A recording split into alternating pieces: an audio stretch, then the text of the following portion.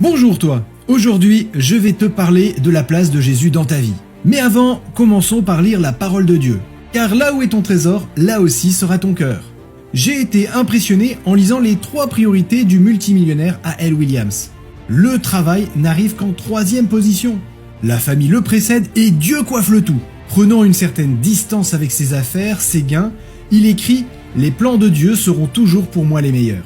En donnant à Dieu la première place, nous sommes en mesure de définir sainement les autres priorités. Ceux qui sont obsédés par la seule réussite matérielle risquent un jour ou l'autre de tout perdre. Presque chaque semaine, nous apprenons la chute d'une personnalité arrivée au sommet de sa carrière. J'ai encore en tête les images de policiers conduisant des célébrités menottes au poing. Ils étaient accusés d'avoir violé la loi d'une manière gravissime. Ils étaient pour des millions de fans des héros. Leur nom faisait la une des journaux. Leur réussite exemplaire faisait rêver. Quelle chute et pourquoi ? Quelle priorité avaient choisi les 9 financiers les plus importants des États-Unis qui se réunirent en 1923 ? Des millions d'hommes et de femmes les enviaient. Quelle réussite ! 25 ans plus tard, tout s'était ruiné.